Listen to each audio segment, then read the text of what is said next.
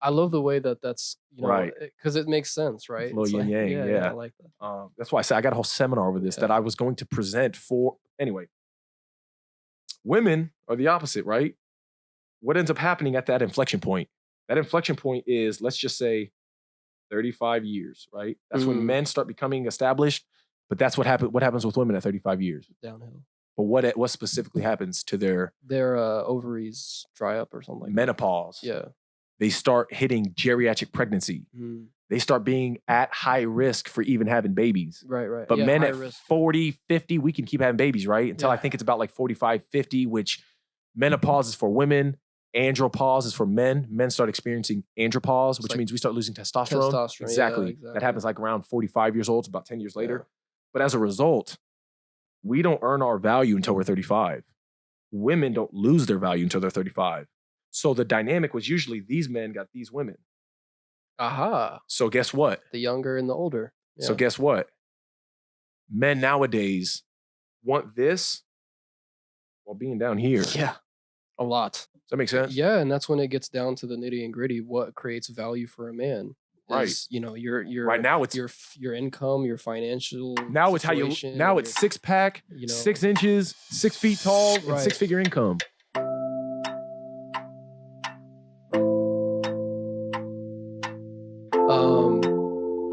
They talk about how thoughts are things, and what you think you become, and sexual transmutation, and making sure that you are aware of how the sexual energy exists within you. Sexual transmutation? Yeah. What do you mean by that? Really? I just don't know. Interesting. Well, I mean, I would love to talk. I know about what the it, word but- I assume I know what the word transmutation means. Yeah. I'm assuming you're transferring or you're transforming your sexual energy into something constructive and positive. Absolutely. So Okay, yeah. so So that's- in the chapter, I loved it. That book, that was like one of the later Like semen chapters. retention stuff? Is that what you're talking about? It has to do with that. Okay, It's a part of that. I know FAP for 3 years, so No, remember that's seriously important. And that's because you're holding back that physical sexual Right. desire, and that finds a place out. It comes out somewhere, right. right? It comes out in your thinking, in your creativity, in your action, whatever it 100%. is. And some people say, oh, like you glow when you are not masturbating, or you're glowing when you're holding back all this sexual energy, and this is what happens. Just so you know, though, the studies show that they've done studies can't confirm that. No, studies have confirmed that, but studies have also confirmed the opposite. So that it's Yeah. there's no real science on whether or not semen retention honestly gives you all this extra. But Psychologically, I was going to say, from a principle standpoint, from the psychological perspective, it Yes. instills discipline. Yes. It instills willpower. yes, And I think the sexual transmutation is just a piece of that entire puzzle. is a But it's a piece. crucial piece because we are sexual mammalian creatures. right. It's a form of energy. Yeah. And, right. And Oh, it's yeah. like if you can channel that. Airbend it is what I call it. Airbending your sexual energy into something Seriously. constructive and positive. Yeah, I love the word channeling. I use Yeah. that word a lot because that is what we are. We're a tool, because what are we doing right now? We're channeling our bodies and our mouths and our voices and our thinking and our conversations and our beliefs and our everything. We're channeling constantly because it's coming from somewhere. Right. Right. So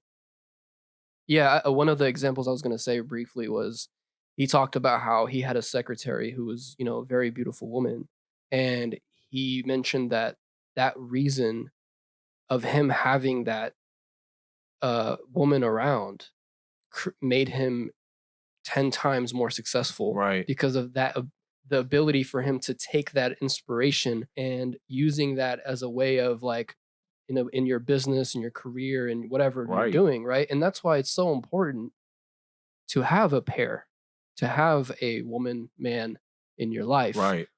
It's true. All right. All you people out there that are like, single life. It's only good when you're developing yourself and coming to grip with your own weaknesses to a specific extent. I was going to say, it's only good when you haven't developed yourself to be Exactly. qualified for a partner. Exactly. Yes. And that's where you put a period. That's it. Honestly, it should not be any more complicated That's what I teach all or my clients, simple. bro. Yeah, it's literally it. And that's why when you you know, if you're in a relationship and you're both toxic, and then you get out of that relationship, and then now you're alone, and now you're facing your demons, and now you're understanding yourself, and you're becoming better, and whatever, and you're, you know, growing, and but then you hit the ceiling, and it's almost like, why should I even care about writing a book? Why should I even care Or about reading a book. becoming or reading a book? Why should I even care about, you know, making more money than I make now?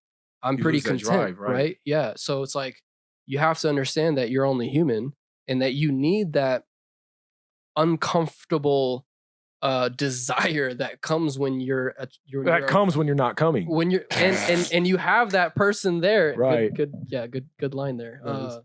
And you have that person there to inspire that from you. I think that's extremely important. Dude, what's crazy is what you're talking about is having something external to further fuel the drive and motivation for you to be able to actually manifest greatness into your life. Yes. Now, it's not that you need the external, because this goes back into like the Sermon on the Mount, right? You don't need the golden bull to know God exists. You got to know he sits at the seat of your heart.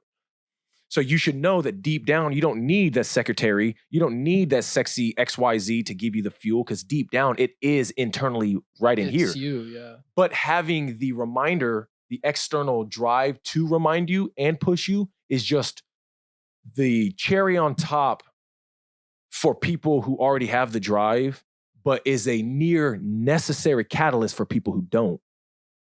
Yes. And so for me, when I'm training people, and this kind of goes into like the self-sustained training stuff, there's a difference in the clients I train, both before they come in and after, because of the level of accountability I'm able to facilitate them to them as an external source to essentially give them that drive, where once the flame is sparked, they then just have to be able to maintain it themselves. And that's the self-sustained aspect of the training.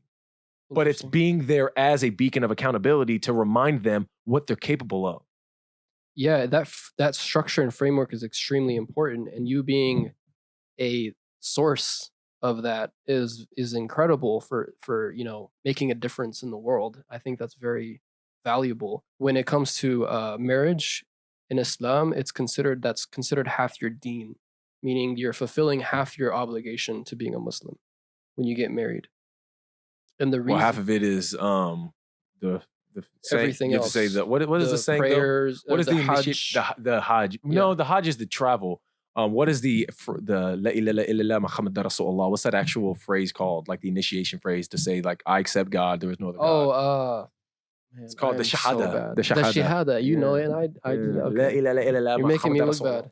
But for a lot, you know that. I should. Well, yeah, that's a good point. And so that's one half. The other half is actually getting married, 100%. Yes, there is a biological necessity for a man to be completed and vice versa. To be, yes, exactly. So I think that that's very kind of missed in today's world, in the modernization of relationships and the modernization of the way we think, and the, you know, the independence of life, and like, you know, we're having much less kids these days. 100%. But let me ask you this: where does what was the average age of the Greek man that got married in 200 BCE? Shit, I don't know. Just random guess. Probably like 18. Hilarious. What was the average age of the girl? Probably like 12 or something. No, I mean, honestly, it's just the truth. Aisha, but no. So yeah, so think about it though. Women were about around the age 15. Men were about the age 35. Yeah, that's what I was gonna say. I was either gonna go long for the guy, and then, you know. But most people, especially modern people, everybody I've asked this question to, usually always assumes both pairs are younger. Yeah. Go ahead. No, sorry. Go ahead. What were you gonna say? I was gonna say it ties back to the reason that it even happened was it's mainly because men they're looked at as sources of security, and then they're supposed to have multiple women that they can Well, take care of. supposed to's Supposedly, right? Yeah, well, it's just we can talk about The king can have like 10 women, right, but sitting not around. everybody. The king was one person. Majority of humans weren't Majority of kings. people couldn't do that. No, majority right? of people had one person. Yeah, Because that's what has stood the test for all of humans, not just the people who were in the minority who could have the polygamous sort of relationships.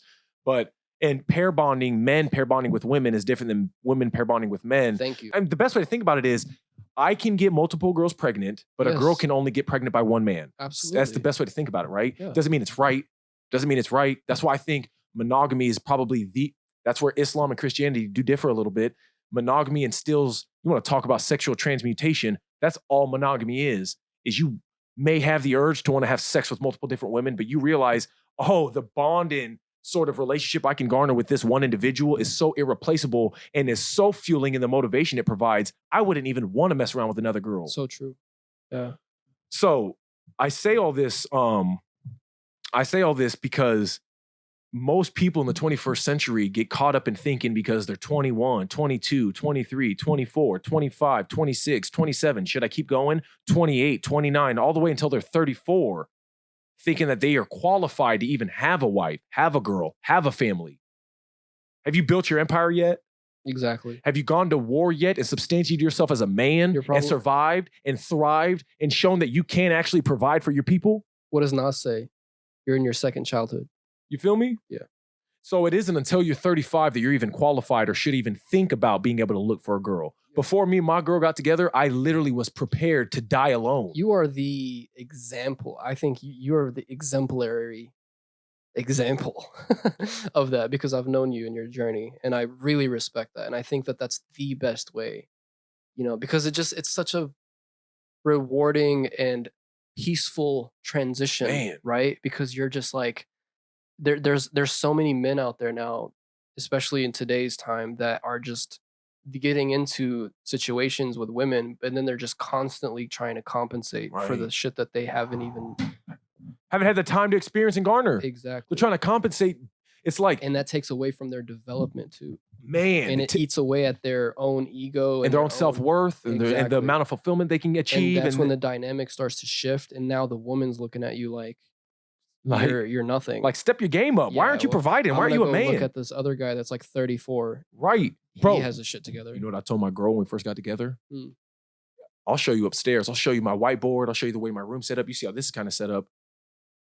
I said, I care about, and this was early in our relationship. This was like, we weren't even a thing yet. We were just like kind of in the beginning stages, right? Kind of feeling each other out. But I was so explicit in my initial stages of communication that I literally said, if you can find a man who can make you as happy as I make you, can give you the same emotional fulfillment that I can give you, can provide the same sexual compensation I can give you, you should find that man if he's old enough and established enough to be able to give you what you deserve right now, which at 22 is a family. How old was your grandparents when they had kids, do you think? Oh, man. But I'm asking you, I'm asking her rhetorically, but you can understand this also as if you're being asked. Yeah. They were like between the ages of 16 and 20. Mm-hmm. So then you got to wonder, biologically, she may actually be feeling, and I am considering this before I even have this conversation with her. So when I have the conversation with her, I can literally tell her, you're 22. Your grandparents were having kids. They had a family at this point in their life. TikTok. So there may be So there may be a part of you that almost feels unfulfilled because at 22, you don't even have that family yet, especially as a woman.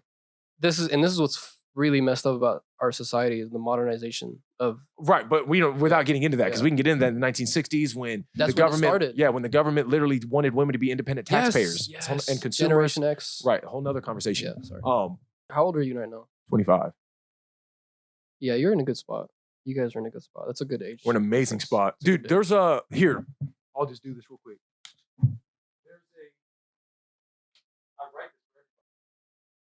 Will you grab me that blue marker down there? Here, I got one right here.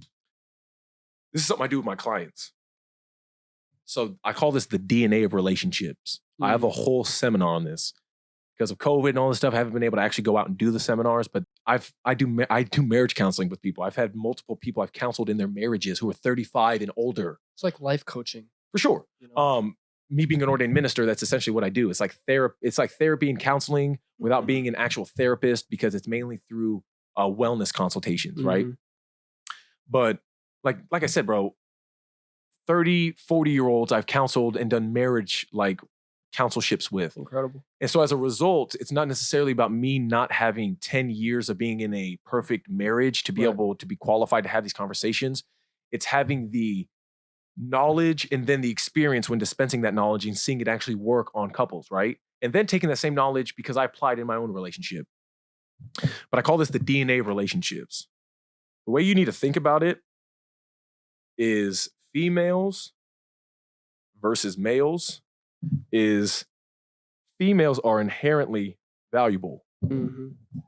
They have inherent value, right? Exactly. Men, we have zero value when we're Zero. born. None. Absolutely none. Got to earn your worth, Exactly. earn your value in this world, right? Absolutely. What ends up happening over time, though? Over time, men experience things and they eventually hit this inflection point where they start becoming more valuable over time through their Right. experience. I love the way that that's, Right. because it makes sense, right? Little It's yin yang, yeah. I like that. That's why I say I got a whole seminar over this Yeah. that I was going to present for. Anyway, women are the opposite, right? What ends up happening at that inflection point? That inflection point is, let's just say, 35 years, right? That's when Mhm. men start becoming established. But that's what happens with women at 35 years. Downhill. But what specifically happens to their Their ovaries dry up or something like that. menopause? Yeah.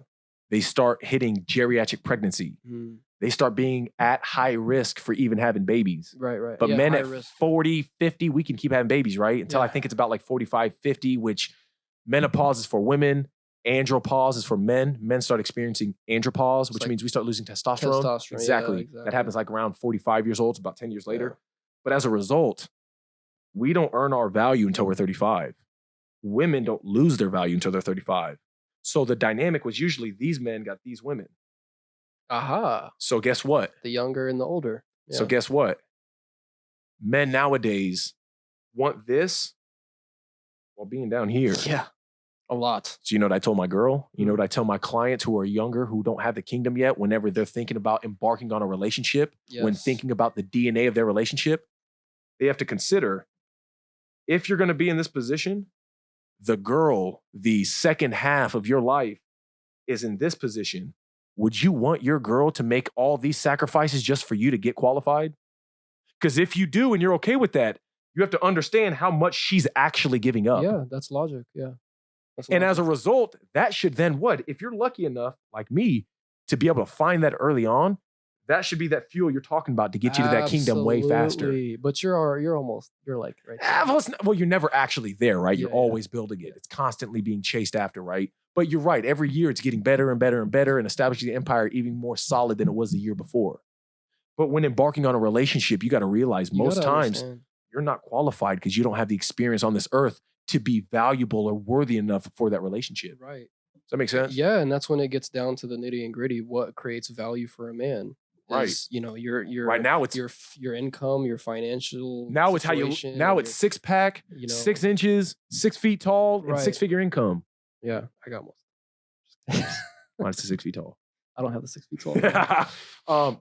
But does that make sense? Absolutely, and so you're literally red pilling people, and that's amazing because I always like to use that term. Nice. It's Matrix. I don't know Oh if you yeah, know. I like. Red pill, blue pill. Yeah. Do you know? Red pill, never. man. You gotta That- always choose a red pill, especially when you're like me. You Right. What's like? What does that gotta mean? live with reality. I like that. You know. But does that make sense? Yeah, and that's amazing. That I like the way that you drew that. I think it looks like from the outside looking in at your relationship, I don't know anything about it. It looks like you're at that sweet spot of finding someone that this is relevant, but then you're in a certain maturity level that you can also benefit from, this other side of being a human in That general. completion side as a You know, Muslim, like you were it- talking about having that marriage. Well, that, yes, but I'm saying also another side is like, having that person that that The second- inspires but I'm you saying and that that's- gets you the What you're talking about, that having that second half to inspire you, give you that motivation. yeah. That is the part you're talking about in Islam, where you're not complete unless you get married, essentially. Actually, yeah, you're right. Yeah. And as a result, brother, straight up is the only way I even got to this position to be qualified to be in the position I'm in with my relationships, counseling, coaching people, all those things is I've tried my best to live in truth. Pain. Pain, addressing your traumas for what they are. Mhm. But it boils down to you being able to crystal clear communicate not only with your people, but with yourself. Introspection. Introspective rationale. And when you crystally communicate with yourself, it allows you the foundation of knowing yourself, of being qualified or worthy enough in your own skin to then be able to share that experience with another human. Then you can near selflessly always be intentionally and crystally communicating with your people. Except again, we're imperfect humans. So there is a level of like selfish lapse in there that we may not be privy to when it happens. And that's why we need that second half of us to counterbalance us when we get off our path. Yes. But knowing that deep down, you shouldn't even be seeking out that second half of yourself unless you've built the first half, which is in yourself. Yes, it's very important. It's essential.